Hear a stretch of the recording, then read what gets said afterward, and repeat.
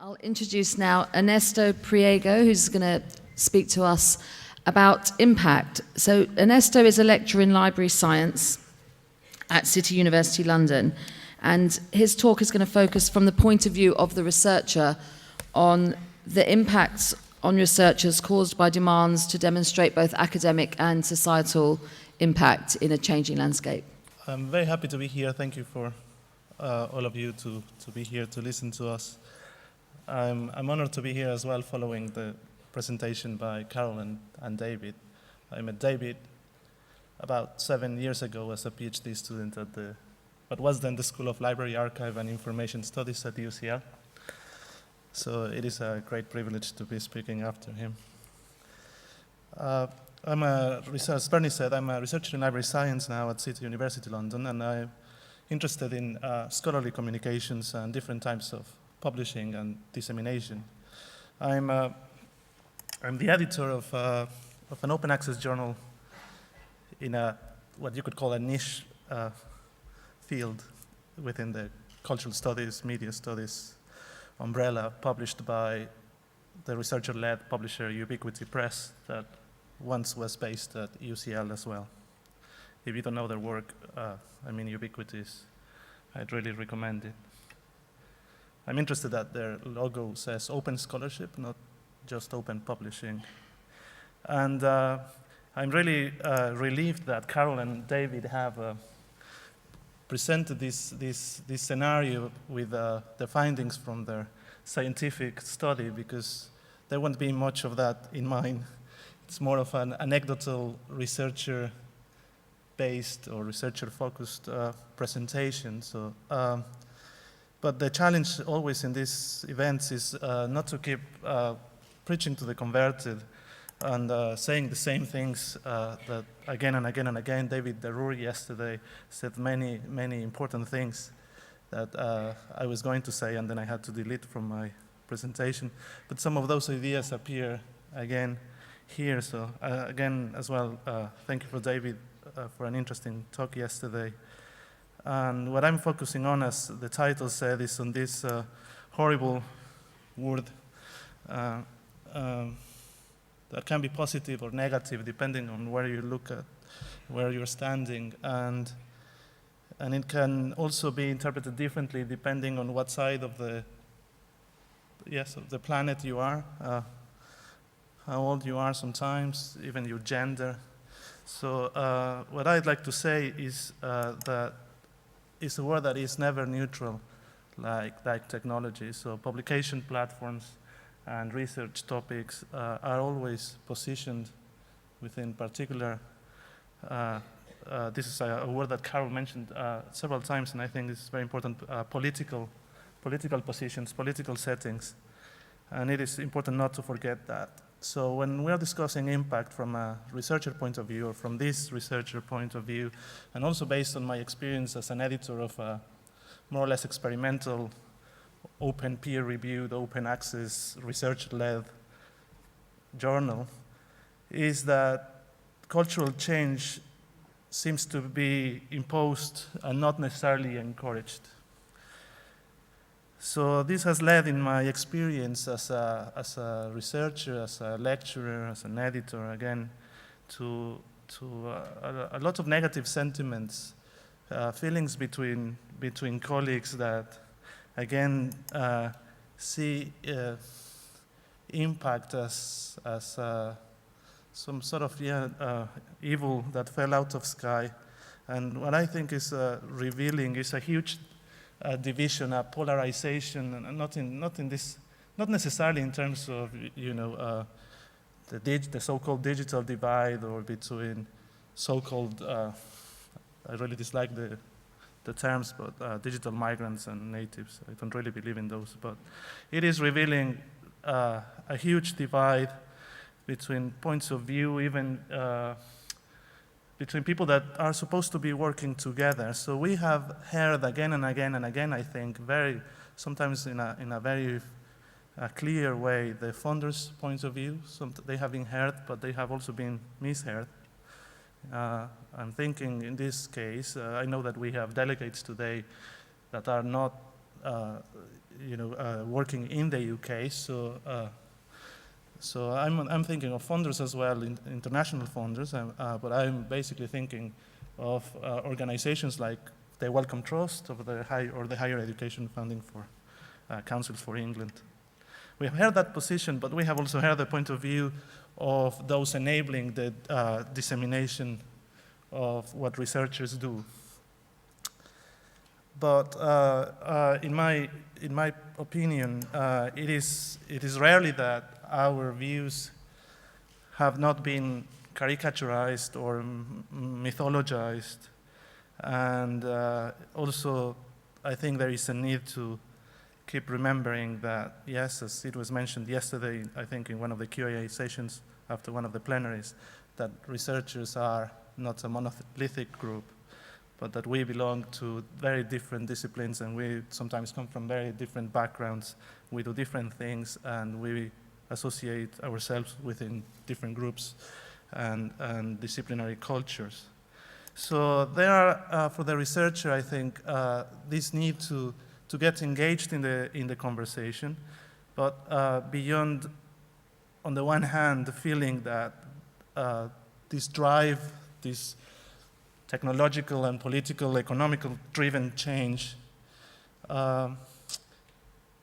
is not only in terms of coming from the outside, but it's also coming from the inside. It's coming from ourselves and our institutions. So many researchers, and this varies from institution to institution, feel divided between a need to have, if you allow me the expression, bumps and seats, especially in an age of commoditization of higher education, in which fees are necessary to enable the higher education enterprise to function and to deliver quality teaching and to enable student satisfaction and teachers being assessed continuously on the basis of feedback forms and what counts are the standard deviations and quantitative metrics that are rarely, people rarely have the time to actually look at those in terms of quality. So it's the numbers that are used to assess this in many cases. And on the other hand, the demands to get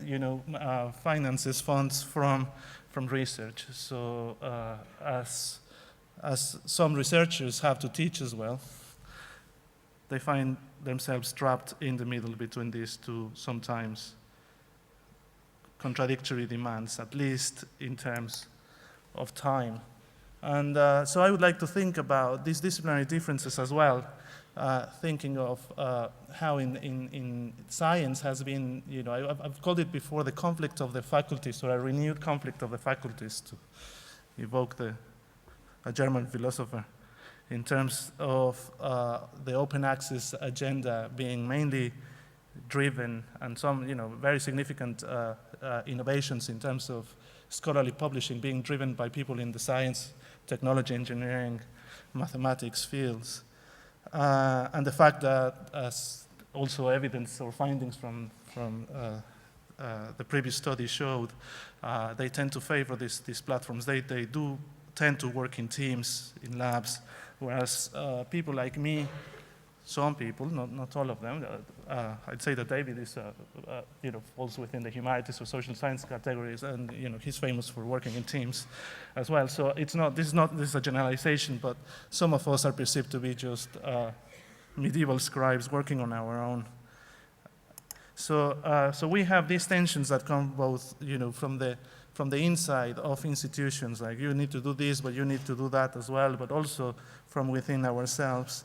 And there is this idea of impact being promoted, in which the impact is not meant to be only inside in terms of citations, in terms of us academics being cited by other academics, but in terms of having public impact, which actually means, are your ideas doing something out there in the world?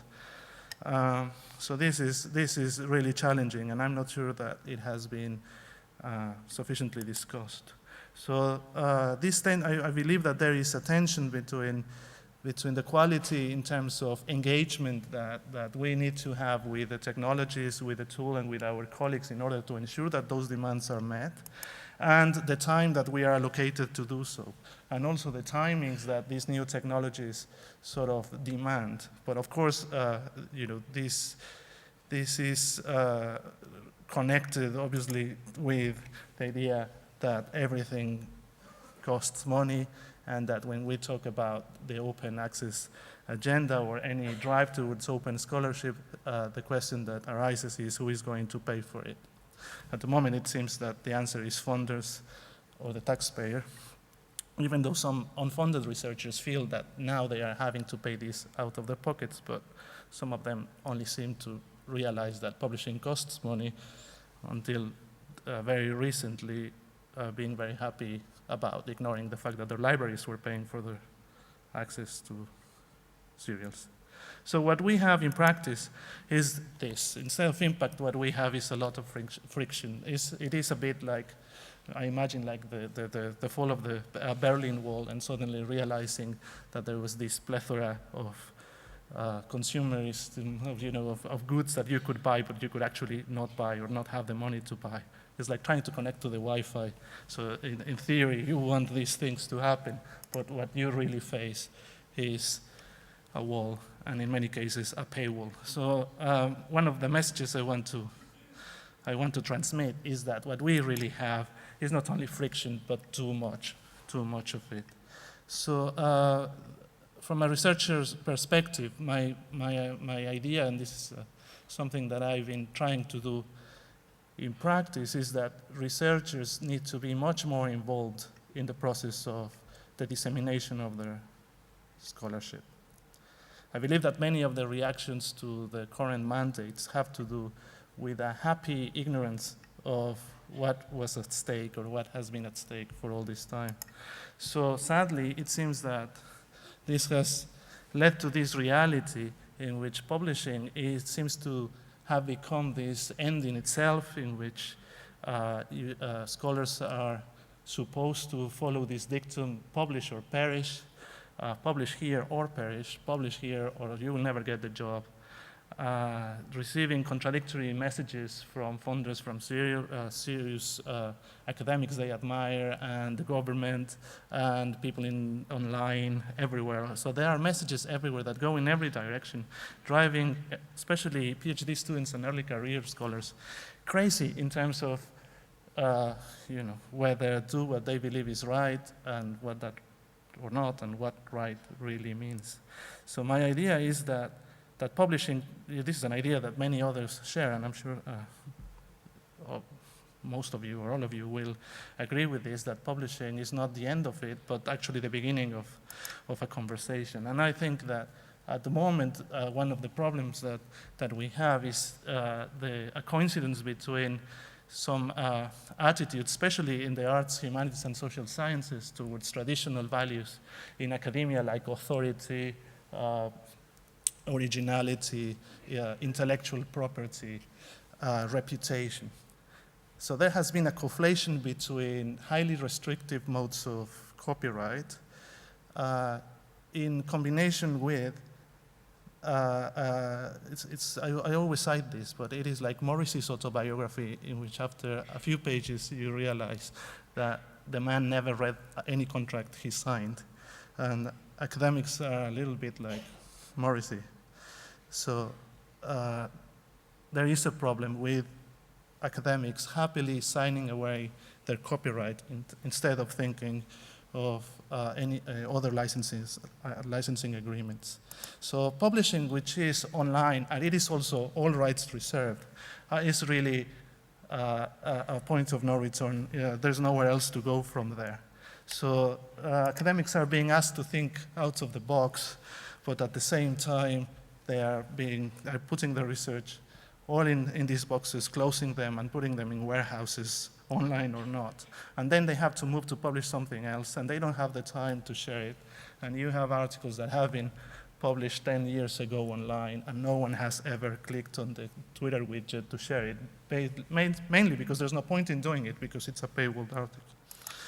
So the idea of openness needs to go beyond. I'm really both surprised and not surprised to hear that academics feel now more confused about open access than before, when the amount of information has been massive, when so many people have done so much work licensing their work, giving it away with CC BY licenses and sometimes public domain articles, public domain licenses like Cameron Allen from PLOS, giving away their work, not only for free, but openly so that people can reuse, and still people think that they are confused. So we need to think about who is making this confusion and who is benefiting from this confusion. So this gets more complicated when there are now more channels than ever to disseminate the information. We have realized that it's already, you know, a known thing. We keep saying this again and again and again, that we must go beyond the PDF, that the PDF is a flat format that offers different levels of restriction, that sometimes just because you share a PDF online freely between scare quotes, it doesn't mean that you will actually be able to use that, because sometimes you can't even copy and paste to CITE. It is assumed that copy and pasting will lead to plagiarism, etc. So there are different degrees of so-called openness, but it is essential that, again, that we understand that the PDF is a format that is not only limited for scholarship, but also very limiting. So we are now, obviously, again, this is something that bibliometricians, that all of you must already know, but I don't know why I feel this compulsion to repeat and say that scholarship is not only about papers. And it is interesting that we keep using this term when some of us, anyway, do not really rely on paper so much as we once did. So these new scholarly outputs demand new ways of disseminating, new ways of licensing, new ways of preservation, and new ways of recognition. And what they are really encouraging is a very widely known concept, I guess, maybe unconsciously, that the research cycle is really social, and social meaning based on social exchange in conversation, that it is two-way, and that ideally it happens outside the four walls of a lecture theater. So, you know, what makes this possible is really the idea, magical idea of the link. Doesn't have to be HTML, doesn't have to be the hypertext, but just, I think that beyond the idea of the paper, if we are going to go for a metaphor, links would be better. So, it is that, the link is that connection, is not the chain necessarily, but the moment where the connection takes place. And for this, I believe that the very least that we can expect when, you know, as researchers, is not only that metadata can be freely shared, but that content can be freely shared, so we can advance research. I've been waiting for permissions to reuse some images that should be public domain anyway for really months now. It is really frustrating. I might have, you know, just sent some pigeons with a message or something, you know, when I did this online. But basically, it's not that my colleagues mean ill, it's just that they don't have the time to check their inboxes, and they are not paid to do that. I don't know what's wrong, but basically what we need is to reduce that friction to access not only the metadata, but the content. So this is the key word in not only an interoperation between platforms, and, you know, this means between proprietary platforms, and many of you here in the exhibition are either representing or have seen or are customers of service providers that rely on specific formats. It is important that these communicate, that these talk to each other, including not the open source ones. But it also means that machine-readable scholarship should also be human-readable, and that actually humans should be being encouraged to read each other and talk to each other, and not only to publish against each other. So what we have is that if we really achieve this ideal of interoperation and of sharing, would be aiming at, you know, we're really battling with the idea of visibility. That if we are going to take seriously the demands from the publishers, if we are really going to go for the idea of public impact, this research has to be discoverable, and this means it has to be socially, openly, freely, at least visible. The other is that this work has to be recognized, that if academics, if researchers are writing for alternative platforms, so-called alternative platforms in non-traditional journals that are not paywalled and do not appear yearly or bi-yearly, but this work needs to be recognized. And this recognition cannot be only in ways of punishment or financial reward. So I think that we need to start working from the very beginning of higher education. Because reputation, as we saw before, keeps being a key value. But we see that these ideas are on their shift. So we are aiming for collaboration, but what we really are getting is competition. So founders are making calls, and they only have one pot of money, and they assume that there will only be a team of 5 people that can do this work, when in reality there's loads of PhD students and researchers everywhere that could compete, that actually compete for this money, and they know that there will be only one winner. And this is not creating, in my opinion, a very healthy context. So the idea of the mandate, the word mandate, is really interesting, and we see open access mandates everywhere now, and we welcome them as something which is very positive, but at the same time they are really entrenching a culture that is not fomenting a culture of sharing from the very beginning. It is this idea that one must publish where your supervisors published, in the journals that your supervisors founded. And it is really perpetuating a culture of privilege in which, it is possible now, because there's a lack of employment, really, of actual employment opportunities for recent PhDs, in which people that can afford to will spend their unemployment writing and publishing papers. So by the time they have the interview, they have the fattest CV ever. But the objective of the publication has not been to disseminate ideas, to share ideas, but basically to get more lines in the CV in order to hopefully impress the committee and get the job or the promotion or tenure.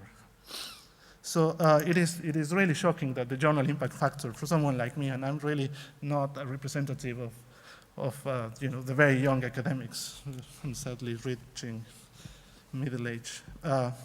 But I find the journal impact factor very outmoded, and I think that instead of just thinking, I'm also shocked to hear that many young academics have never heard of alternative metrics, when some of us are not only thinking about going beyond alternative article level metrics, but really output level metrics, in which articles will not be the only mode of research dissemination.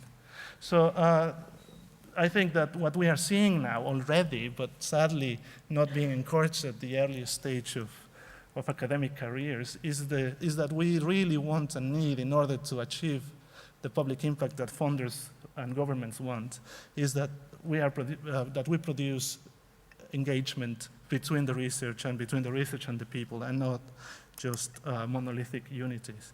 We are already seeing the success of the mega journal, like the Public Library of Science, +1, and what's been called as well the disaggregated journal, like the Mellon-funded Open Library of Humanities. I'm a member of the LibTech committee in that project, so you will be hearing more from it now. It's very exciting. Its founder, Martin Eve, got the Mellon for the project.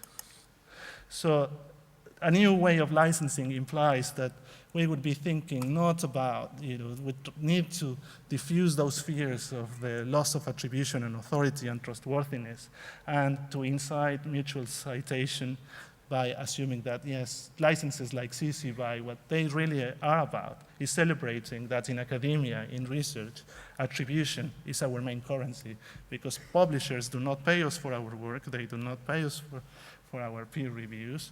And for many lecturers, we do not get paid for any extra publications once you get the job. So what you really live for is for attribution, and attribution is only possible when people are actually reusing your work. So I think that this is, in order to conclude, this is the main question. What these changes, these transformations in scholarly publishing are forcing us to is to ask, why do we publish? It is important to perhaps go back to the basics and remember that there is a social public responsibility in the act of research, and that when there is public money making research possible, it only follows that there should be public access to it. It is shocking that people that were funded by the Wellcome Trust under condition of publishing open access, some of them didn't and chose to go for the impact for the highly ranked journals that were paywalled. I don't know if this was an accident or not. I would like to think so, but there's research about it already. So what we want is affordable article processing charges or output processing charges with waivers for students and the unemployed. We want awareness that publishing costs money and that someone must pay for it, and that in some cases people are paying for it. But we need this to come from our own will. These people need to be willing to change. We want our research to be easy to find. We want it to be affordable, at least to access. You know, those unique downloads of 30 quid for a 10-page article is frankly ridiculous. I don't know who pays that. It has to be easy to cite, at least. It has to be sustainable in terms of it being archived in different locations, but also in terms of having a business model that is actually working. And this is related to the concept of social responsibility, because if you understand that the whole scholarly enterprise depends on you as well, you might be happy to pay, just like you're happy to pay your membership to a scholarly association. So we are going for some rights reserved, not all rights reserved, in order to enable sharing in different platforms so that our research can be easy to mine. If it's closed, if it's in a PDF, if it has restrictions, we cannot mine and we cannot do any distant reading. I'm aware that the counter is going down very quickly and I'm going to explode in 2 minutes. So DOIs, having DOIs so we can allow metrics, so we can make it really count, but not only in terms of numbers, but in terms of quality. So having this data openly means that other people can reproduce the research and do the study that sometimes individual researchers do not have, so we can go beyond the numbers. This is what we want, research that is easy to measure, but it's easy to map. There are so many things that we can do once research is openly done across disciplines. So it can only be a very good thing for us. These are the 3 conclusions that we had from a project with the University of South Africa, thinking this is what researchers need. So it's all about people, really, about developing a culture of sharing that is researcher-led, but it's also collaborative, in collaboration, close collaboration with the funders and the publishers, so that we create a culture which is rewarding and not exhausting as it is at the moment, because many of our colleagues believe that they are being bullied into open access. They are being forced to open up their research. They are being forced not to be able to choose to paywall their research. So it's interesting because some of us feel that we are being restricted to publish where we want to, because we are getting all these mixed messages about where we should be publishing if we want to get a job. So impact should be not a blow, but a handshake, an embrace, a way of really communicating with each other. Encouraged and not imposed. Thank you very much for listening.